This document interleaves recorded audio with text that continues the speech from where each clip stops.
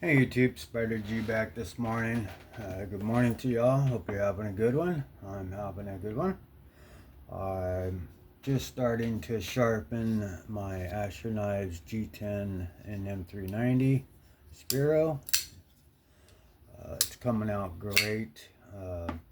Couple things I wanted to show here. I did get my 8x3 Sharple 325 grit and the 1200 grit double-sided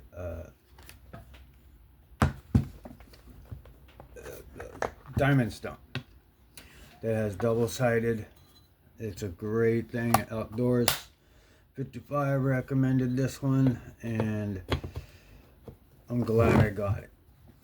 This one, I got this one, so this is perfect. It's a great case. This is the Atoma 400 and 600, and then I have the Atoma 140 over here.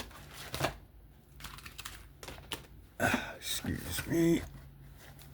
I'm just excited about all this that I've got what I need, and it's really, I've sharpened two knives last night, and with this new 1200 I'll go over a couple things of like, because I needed some storage to start storing these plates. Now I have a whole crap ton of the Work Sharp Professional Precision, so they have replacements, and I transferred them out of some regular box. I just with just a regular cardboard box, and I got a new case. This was an old case that held actually two of my pew pews, and I got a little bit better one that has a fingerprint biometric, and this one's great because it holds everything that has to do with the Work Sharp Pro. And if you see here, I was able to find a good storage place for everything. These right here are what I mainly use. These have several different types of stones in them. There's about 3 to 4 220s or 240s, and then there's 325s, there's 400s, 600s, 800s, ceramic, and strop. Those are the main ones I use. These ones here are also extras, but they're sort of they're still good, but they're running out, so I tend to want to save those. These are the angle finders for the bench stone. I don't really use the angle finders except for the digital on the fixed angle. And then I also have some replacements for the bench stone itself. These are a little bit wider. So this comes with the 325, I believe it is, and the 600, and then the ceramic on that as well. So these are all full. This is full. These are full. So there's plenty of like replacement stones already with the Work Sharp Pro. That's the box for that one. It's just a good carrying case. It locks out, and then with the insert it keeps everything down. Now what I did with my 6-inch stones, which are freehand stones, and the ones that Jared likes to show and I've been trying myself, which is, you know, doing the sharpening by hand. And I have this little extension that I got with the Precision, but it broke. But it still helps when I'm needing a little bit of room to sharpen by hand like this, right? So I take that, and rather than to hold it like this, because I can't really hold it like this without it sliding back and forth. So I just need a little bit of leverage. So if I'm going this way, I actually could hold on to the bottom, and this lip keeps it from sliding up. So I could really get down and then just go back and forth. I've been kind of doing that lately as well. And those are actually creating pretty quick burrs and pretty quick working edges. Now you can see here my 2.5 by 6s. These things got me, you know, as I was practicing the surface. You know, a lot of people could work with just as little. That's great. I want to have it all, but there's nothing like an 8x3 having all that surface. Even better than like a 3x6. It's just not enough surface for me. I know people could just sharpen real on a real small thing, but these, and then the honeycomb, as they start to wear out, you start to feel that as you're going down the plate, especially on the high grits. You can really feel that. So I love that this one is just all diamond on top, no honeycomb. But I'm not knocking these because these actually help me get to where I am now. And you know, you never disrespect the caterpillar as you turn into a butterfly. So what got you into here is you pay homage to what got you to this point. Now I got the very best stones to get the very best edges, and I just buy once, acquire once, to never have to really worry about it again. And that goes for the fixed angles as well. I mean, there's enough in there. Also, what I forgot to mention about the position is these lapping films that I've gotten with the precision adjust. This was when it was enabling me to do mirror polish finishes on the $50 version. I went to Etsy. I got these. I got the stabilizer so it doesn't flex because it's only held in there by magnets. Now this is the precision adjust. I got these lapping films because it does come with a blank one. You just stick this on there. You have a 300, 600 grit, I think a 600, a 1200, 1800, and then it jumps to like 8,000 to 14,000 to 16,000, and then to 60,000 grit on the white one. So I mean, there's all kinds of different lapping films that you could get, and there's several of the same one. So I mean, there's light green, light blue, dark blue. So that is a little add-on that I got for that. So if I ever decide to get rid of that, that's an extra bonus, plus those extra stabilizers that machine needs. And then once they came out with the Pro, I started getting, you know, obviously the replacements, because you can't really get replacements for the adjust. You just kind of have to work with it, or buy aftermarket stone holder and use any of the stones. But that is more with the Pro.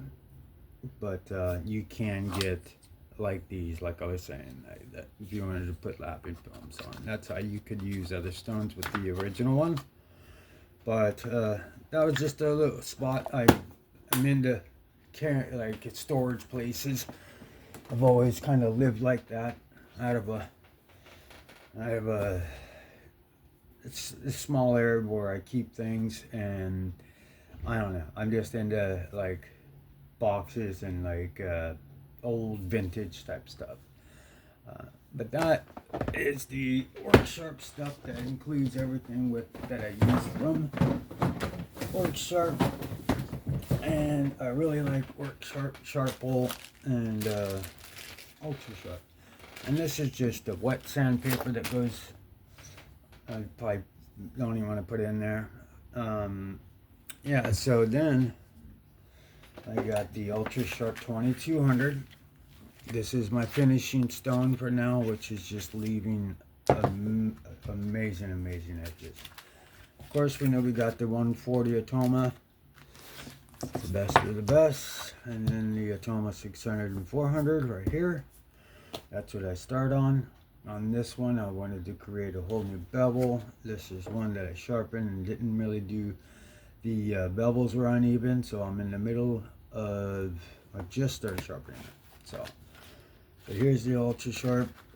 So now I'm going to be looking for like a 10-inch carrying case that could handle these big plates. And because I'm starting to, I've got one, two, three. This one has a holder, so it's cool to sharple. And it's high enough too. See how this one is lower. So sometimes my knuckles will drag on the surface there. And these are a little bit bigger than 8 by whatever this is, because it doesn't all the way fit inside this holder. Wish it did, because it is higher and it does stick a little bit better than this one. But this one, you don't have to, and this is 1200, so this is where your pressure starts to release a little bit and you're just refining. This 400, I'm cutting in a new bevel. I didn't want to start with the 600, so because it would have taken me a long time, I'm creating a new one. The 400 is good. The 3 is way too aggressive at this point, and I don't want to go to the 140. It's way, I don't want to take a lot of material off.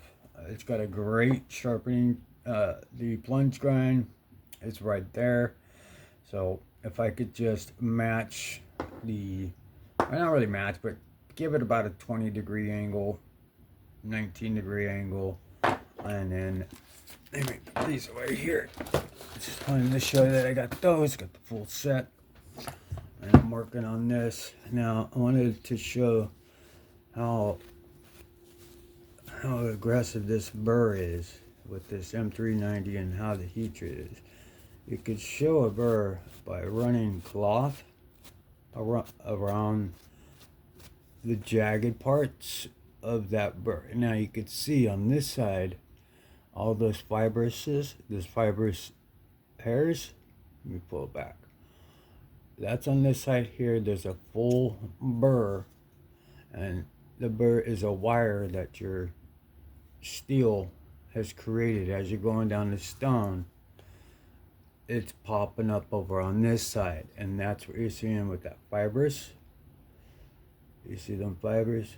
That's me running just something along it so you could see, because you can't really see a burr. I guess you could, since I had the fibrous, you can kind of see that. But that's running evenly all the way down to the tip to hilt.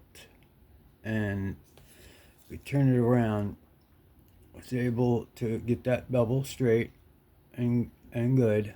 And this one, I'm going to bring it up a little bit to match if I even need to, because I think I either brought this one down, because now they're sort of even. Not that this one still seems a little bit, but I'm just started on one side, so this one hasn't even created a bevel yet. I just created a burr. So I did my forward pass. That's what that is. It's all on this side now. It all happened at one good shot. Just took the tip like that and just ran it, and then it just folded over perfectly. Rubbed my cloth across it so you could see that that is already coming out. That burr is good.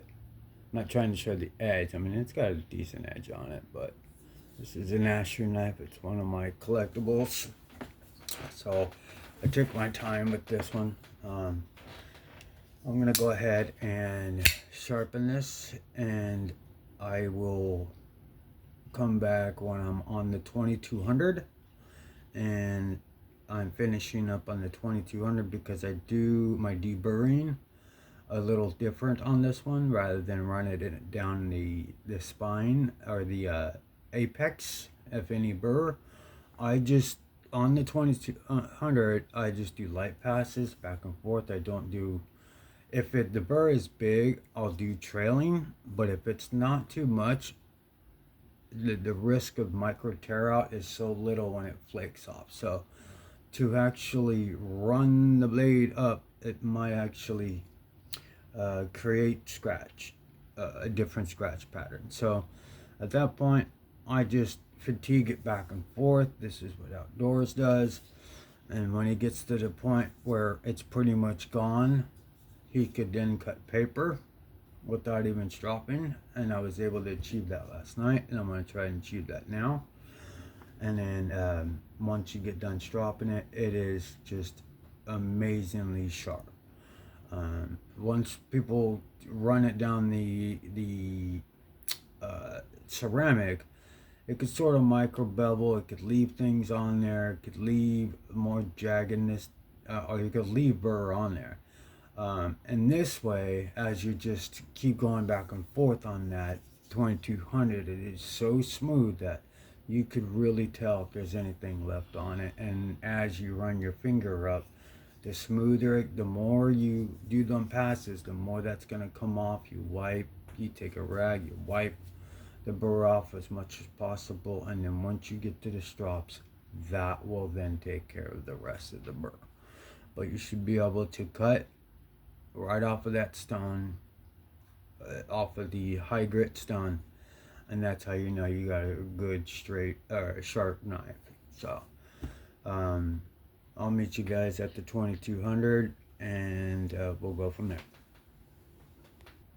Okay, so back real quick. Finished up. I did the 400 grit.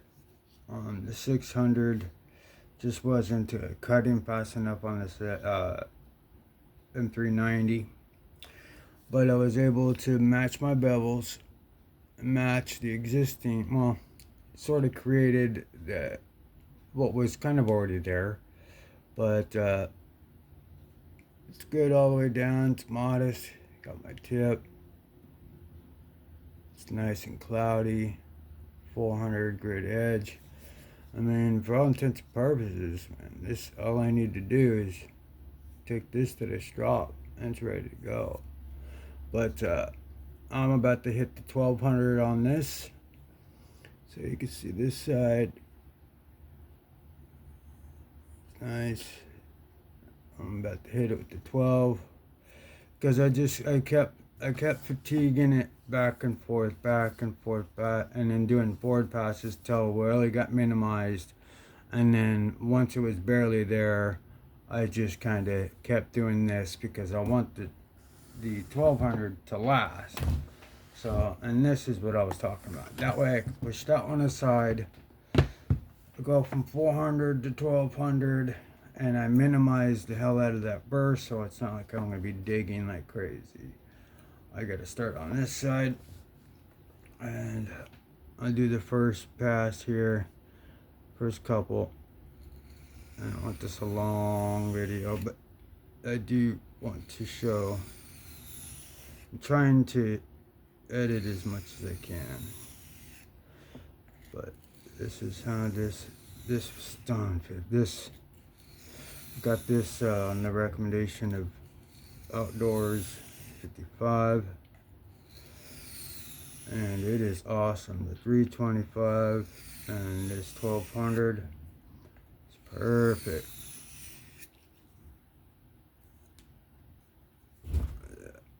Used it a couple times last night. You can see how that's already doing good. It's already has that edge, as opposed to the other side where it was 1200 or 400. You could see the roughness, but as it hits the 12, it's starting to refine. So, a couple more passes here. So, and then I won't have to do too many passes on the 1200. I'm just refining, keeping my angle. Put it right back where it was. Roll it through thumb and finger. Just using my whole body, lifting up. And how are we looking? That's looking good.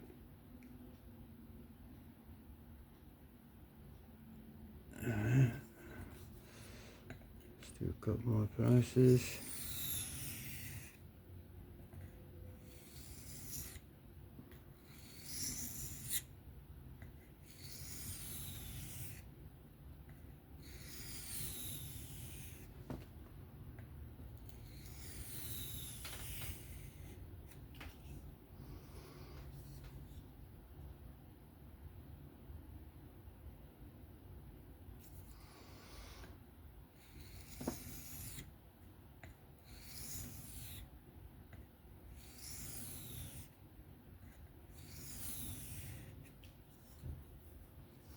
So that's this side here. It's going pretty good. Let me finish up on this, and I'll meet you at the 2200. Okay, YouTube, I'm back here. I wanted to show something. I'm getting super excited about this. All these 8x3s that I got now, I've been able to achieve these edges like crazy, and this is another one. This is CV 20 CV. It usually gives me a little bit of trouble, but this one didn't. With the way I started with the 1200 because I knew I was gonna need to sort of cut in with an aggressive, more aggressive than the 600. I didn't want to spend a while trying to get in a new bevel because I wanted to match sort of the factory. Maybe making it, 19 degrees or so. So I was able to achieve, I mean, this is straight off of the stone. I have not stropped it yet. What I did is like Outdoors does, is rather, it's sort of a hybrid between Neves and Outdoors, right? So I would do alternating passes. At first, if the burr is big and it's tough, I on the 400, I'll do the exact same thing through each stone.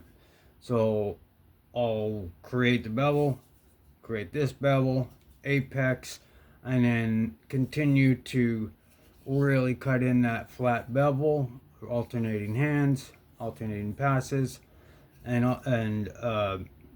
doing trail passes until the burr becomes minimal. And then I moved to the 1200 after it was very minimal, and then I started creating burr again, just to continue to make sure all the scratch pattern, everything is refining, it's becoming cloudy, it's not trying to be something, it's working great with this 2200 sharp ball. It works great with this 1200, I'm sorry, the ultra sharp 2200, and the sharp ball 1200 is awesome. The 400, it says a 400 grit edge with the 1200 deburring edge, and then a 2200 edge. I mean, this thing is just incredibly sharp. This is before I even take it to the strops. This is where you're starting to level up in your sharpening.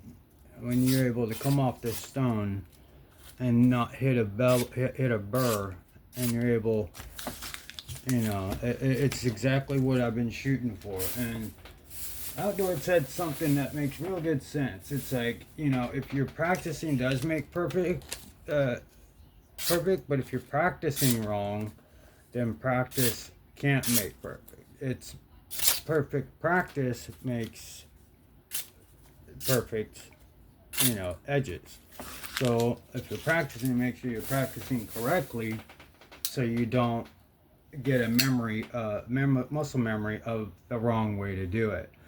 So I just thought, hey, rather than to try to use the ceramic, because that seems to be the common denominator with my style of sharpening, where once I get to the 1200, if it's the 6-inch plate, or the 2.5x6, or if it's an 8x3, the whole point is once I run this down, and you could still, but I'm going to strop first before I do that, and then see if I can completely deburr without using that, or just maybe lightly. But right now it came right off, and that's from fatiguing from burr mineralization to actually burr removal.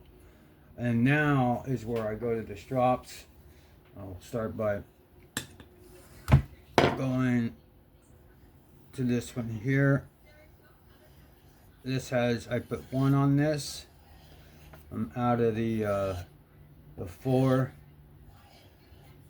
and you need to get some more, but all I'm doing here is laying it back, and following angle. This is a very hard strop, so I'm not really putting pressure, but I am following that angle and lifting up just a little bit with no pressure. So that way if there is apex burr, hopefully it'll come off.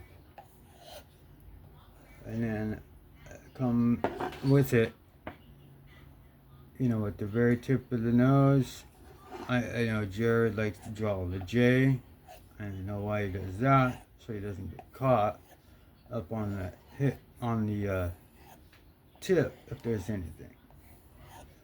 And it's a great way to do that. And then you just lay it back. Don't spend too much time on stropping. Check your progress. Check the do a few passes. Yeah. So that is slick with teeth, and then it could use a little more up here, I could feel, but that's the joy, as you're gonna get there. Now I just loaded this last night, so I just wanted to hit this Asher. This Asher means a lot, so I want to make sure it had the best edge. It didn't have the greatest edge on it, so I'm like, no, I gotta put a good edge on my Asher knife. So, and I was glad I was able to do it freehand. So, just keep doing these alternating passes, leaning back, and then that way you don't roll anything. Everything still feels incredibly sharp. So how we looking? We're still looking good. On up the tip, looks pretty even. This side, because before, I believe it was this side, it was much bigger bevel, and you could see where I raised it up right there. I raised it up to match the other side. Come on. But that's not bad for, yeah. So I'm just going to continue to strop, refine those scratch patterns. Let's switch over to the one as well, but this is a better strop. It's actually a little softer, but still has a little bit of suede, and then so it allows everything to soak in, all my emulsions, my emotions soak into it. But this one stroppy stuff is amazing. You don't even really need the 0.5. I mean, if you're trying to get nice, good ending results, the one's the one to go with. In my eyes, it just, every time I go to like the 0.5 or the 3 or the 4 or the 6, I just seem to get scratched. It just doesn't seem to come together. And when I use the one, it's like it's meant for it. Like my sharpening or something. So you will continue to strop until feel one little thing on the apex. I'm trying to get it right now without being aggressive. Trying to make sure I get this. And all I'm doing is just stropping until I can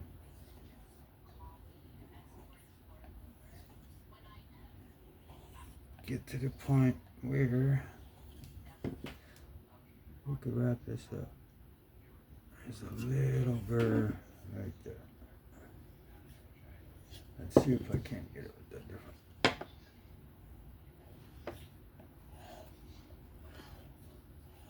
It's being stubborn.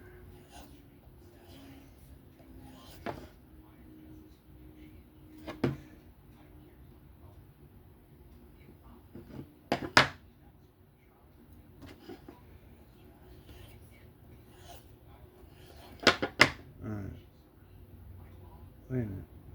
Oh, it did come out. Alright. Just gotta keep working it. That's just, you know, I guess that would be the difference from running it down the ceramic rod. I mean, you could do that for honing, but to get a burr off, if you've got a good hard strop and a good diamond emulsion, you just let them diamonds do the work, but you actually guide that knife to do the best job possible to deburr. And, you know, sometimes when you're going down like this and you know you're not hitting the apex because you're actually in your bevel. So what I've seen people do sometimes, and I'm not really saying to do this, but what they'll do is they will raise the angle just slightly and do like one pass to get anything off that edge. And that worries me, but like, so, because you could really roll it. I suggest doing that. If you are, do it on a very stiff strop, not a soft one, not a suede one. I mean, because these will roll too, but a little more forgiving if you're not noticing your pressure. Okay.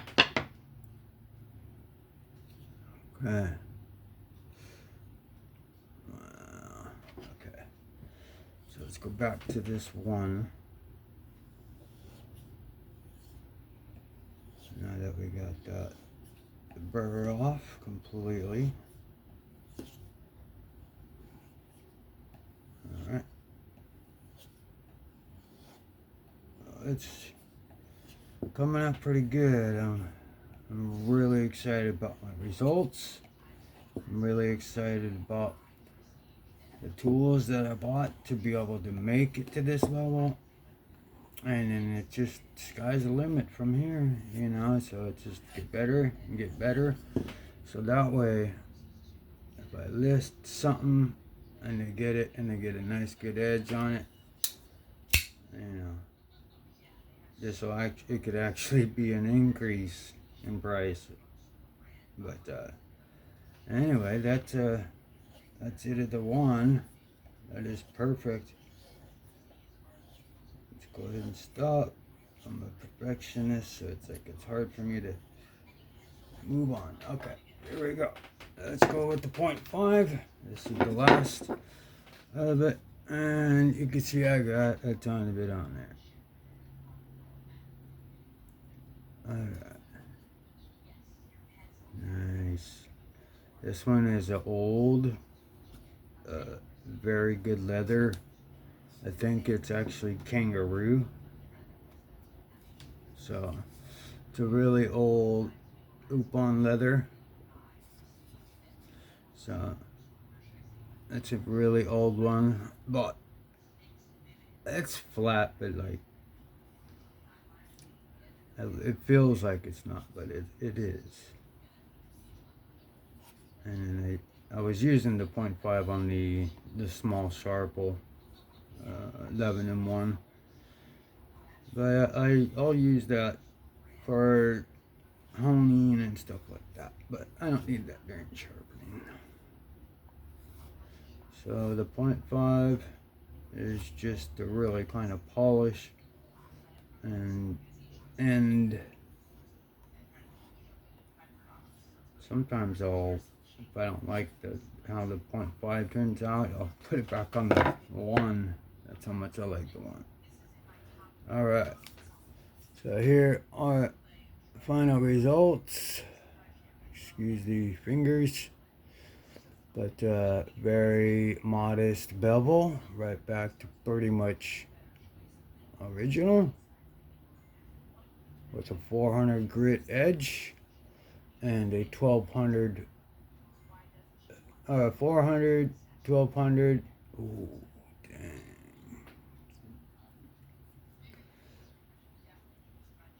That is sharp. That is sharp. Okay, so now that we're done there. Oh, geez. That is incredible.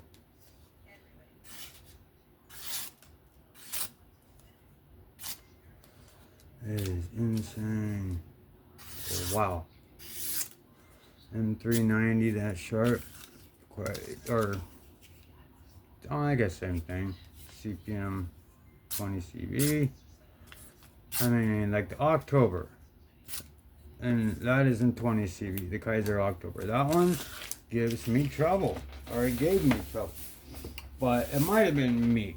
And now I should actually sharpen that one next. But we're here, so I want to show the results. That's that. You can cut out a circle right out of it. That's how sharp that baby is. Or a half moon. And then Erica likes to do cut circles in her very thin paper. And she says it's sort of a sharpness test. If you could pop a good hole out of it, or punch a hole out of a piece of paper, you got that. Got the curly cues.